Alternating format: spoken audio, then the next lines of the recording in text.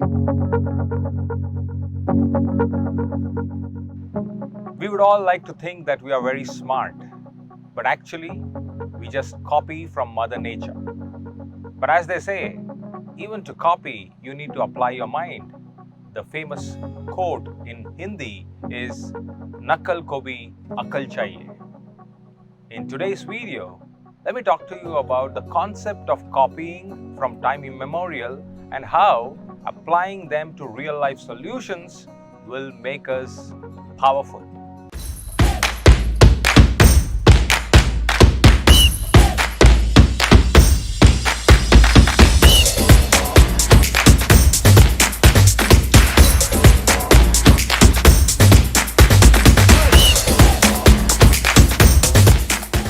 Hello everyone, I am CSK and you're watching me on my personal channel CSKSpeaks. In today's video, I'm going to tell you a lot about what I believe in, the concept of learning from Mother Nature. I've already spoken at length about the need of observation to keep our mind, our eyes and our ears open, and also I have also demonstrated in my previous videos on how observation will result in innovation. Now, this video is for those people who believe in solving real world problems but by seeking inspiration from Mother Nature. After all, Mother Nature is the best teacher. As they say, evolution is the origin of all innovation. You look at it, and every concept which has taken shape, which is giving us real world solutions, have been inspired and adopted by Mother Nature. Let me give you a few examples. First, look at lizards. Now, lizards stick to the walls. They stick to glasses and smooth surfaces. How do they do it? They do it by that thin hair which gets developed on their tips, and that creates a molecular connection between the object and the surface, and that's how lizards move on vertical surfaces like almost a Spider-Man. Now let's come to the world of underwater. And if you go deep sea, you find these creatures like whales and sharks. Whales have always inspired people who work in wind energy. How? The bulge on the fins of the whales. The research has said that the bulge on the fins of the whale has reduced drag by a massive 32%, and that's how your windmills are bulged towards the edges of the blades. The same technology is used in propellers, is also used in turbines. Now, talking about sharks, shark skin, if you put them under microscope, you understand the denticles and the interlocking of these denticles. And that, it is said that it stops the bacteria from entering the body of the shark. And today, your hospital surfaces are using the same formula of interlocking denticles, which is created synthetically. So, the nature has always been inspiring each one of us to solve real world problems. One word for this entire thing is biomimicry. What is biomimicry? Is learning from nature, or the actual translation of mimicking nature. Now, why am I trying to tell you all this? Because these are facts which are available across the globe. The reason I bring them to you is to put them in a context as to, if you observe nature carefully and if you apply the fundamental concepts or principles of these natures and try to solve your everyday problems, you have an idea getting originated over there. And thereby, you can go about creating an enterprise. Remember, in my channel, I try to bring in stories, bring in examples so that can inspire you to start your own closed venture, your personal endeavor. And today, I'm just going to do just that. So let's start from the beginning. would have ever imagined that taking your dog for a walk would have given rise to a business idea? But in reality, it just happened. And that was the story of George de Mestral. George de Mestral is a Swiss guy, was taking his dog for a walk in the Swiss Alps, and one day when they returned back after the hike in that nearby jungle, the dog had burrs stuck over its skin. He was sitting there in his veranda and trying to clean up his dog, and that's where he started noticing the interlocking of the hooks through the burrs to the skin or the surface of the dog. He did not just leave it at that. The curiosity of George de Mestral took him to the next step, which was to put those burrs under the microscope. And that is where he was fascinated to discover the minute hooks which clung on to the skin or the surface of the dog, the fur of the dog. And then he started experimenting further to understand the underlying philosophy, because there was nothing which could have attracted the burrs to the skin which was conscious, but just by mere passing in the jungle, dogs could catch hold of those burrs and bring them back home. His imagination grew wild, and then when he started to experiment, he understood that there can be a technology which can be applied to real world. So he started creating a synthetic interlocking process or a framework, and that is what we call as the hooks. Now he created this particular thing, and initially he partnered with a French weaver. Now I come from a weaver's family, so I understand the conversation between a scientific mind and a weaver's imagination. They used cotton and they tried to develop a simulated pattern for this particular hook and burr. It did work, but it was not as effective as George de Mestral would have imagined. So what happened? That phased wide innovation led rise to nylon.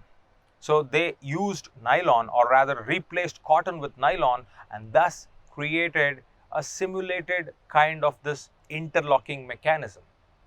Now by doing all this, George had imagined commercial application of this new technology.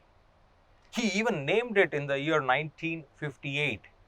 The first time his dog brought those burrs back home was 1948.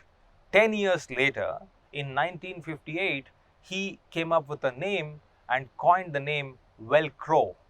Now, Velcro is a French collaboration of two words, velurus and crochet. Translated to English, it is velvet and hooks. So the surface, as we can imagine, is velvet, and the one which clings onto it is the hook. Thus, the name was coined in 1958 as Velcro. He did not stop at that. He even patented this technology and put it to commercial use. Now wait a minute, let's back off. Was the world waiting for this innovation? Did it become a runaway hit? No, not at all. In fact, the next few years he had to struggle because it did not find that kind of an adoption rate which he would have imagined. But not everything was so dull and lull in his life. Things changed. NASA understood that this technology can be very handy when their scientists go up into the space, because there they are against gravity, and Velcro became a handy tool to solve a lot of their problems. In fact, today people have this myth that Velcro was actually invented by NASA, but that's not the fact. We now know the story of George de Mestral. So long story short again, so NASA adopted this particular technology of Velcro, and that adoption opened up floodgates for George de Mestral. In fact, it was so much so popular thanks to the good press it received that fashion designers like Pierre Cardin drifted towards this technology. They started using it in gloves, in garments, even in children footwear. And the rest, as they say, is history, because we all know the applications, the commercial application of Velcro in our life. And I'm sure you and I have used at least one product which has the Velcro technology in our lives. So thus, Velcro, which came into George's life by accident on a walk or a hike with his dog, became a commercial product. In fact, 20 years later, in 1978, the patent on Velcro had expired, but by then George had sold the entire patent to Velcro company. Even today, as we talk in 2021, Velcro company holds the trademark and protects it. And if you go back and watch the video, which I put it on the link here, on the Velcro company, they claim to make 1 billion connections every year using that very technology, which was invented back then in 1958. Friends, as I said in the beginning, nature is the biggest teacher. Why it is more important for you and me to mimic nature and solve our real worlds is because more and more we are realizing that we need to have sustainable solutions. It's not one thing to just solve a problem somehow, but it's another important thing, and the most important thing, in my opinion, is to solve the problem over and over again for a lot of people, for almost humanity, in a sustainable manner. Now, for a minute, take a look at nature around. It is known for solving its own problems. In fact, in one line, if I have to sum up, it is the most energy efficient, sustainable manner of solving problems. In fact, everything which gets produced by nature is recyclable.